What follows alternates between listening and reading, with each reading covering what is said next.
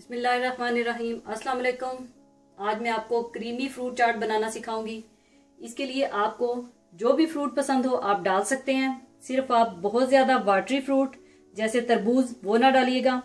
और रमज़ान में तो ख़ास एनर्जी चाहिए होती है, तो इसलिए रमज़ान में इसे ज़रूर बनाएं।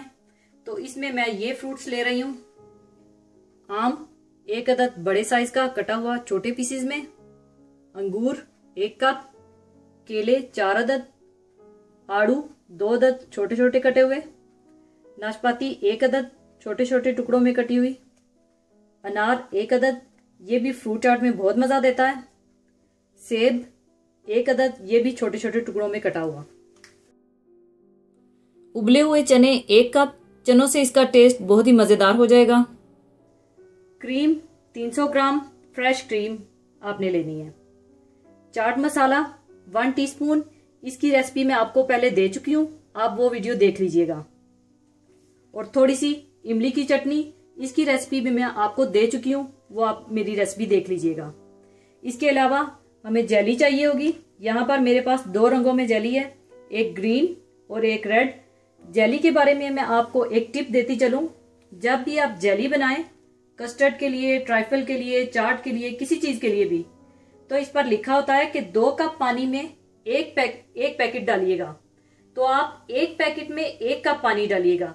इससे आपकी जेली बहुत अच्छी तरह से सेट होगी, वरना आपकी जेली बहुत सॉफ्ट हो जाएगी और वो खाने में भी अच्छी नहीं लगेगी।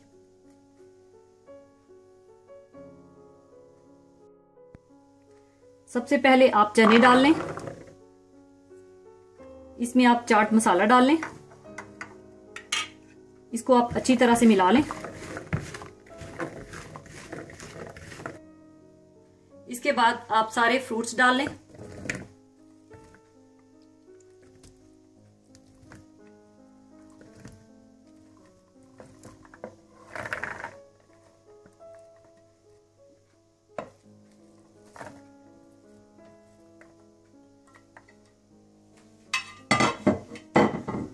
और इनको आप अच्छी तरह से मिला लें।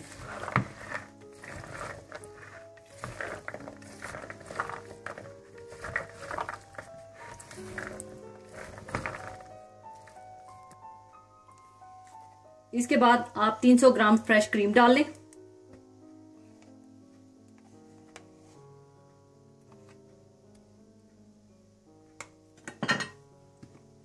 और इसको आप अच्छी तरह से मिला लें।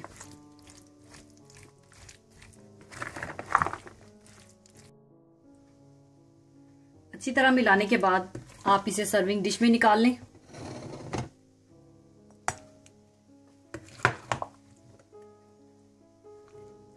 पहले आप थोड़ा सा डालें इस तरह से,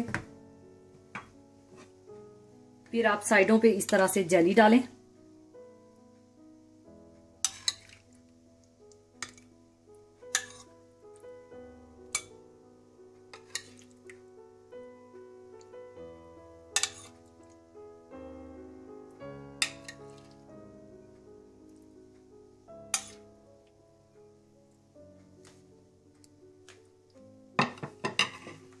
फिर ऊपर आप इमली की चटनी थोड़ी सी डालें।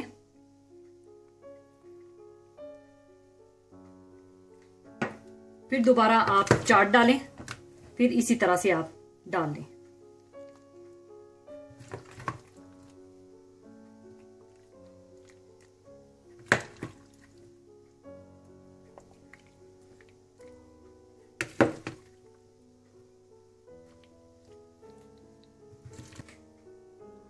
दोबारा उसी तरह से फिर तय लगाने के बाद आप उसी तरह फिर जेली डालें।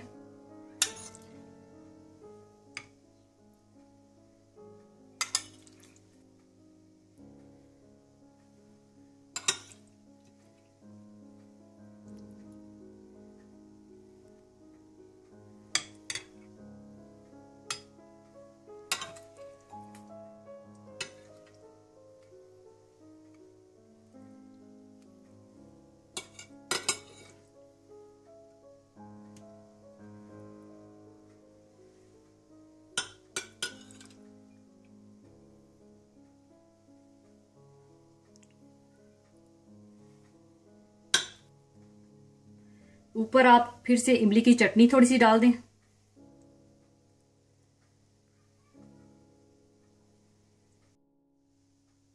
लीजिए, क्रीमी फ्रूट चाट तैयार है। जरूर बनाइएगा और दुआओं में याद रखिएगा। जाने से पहले मैं आपके साथ एक बहुत ही खूबसूरत हदीस शेयर करना चाहूंगी। हदीस इस तरह से है।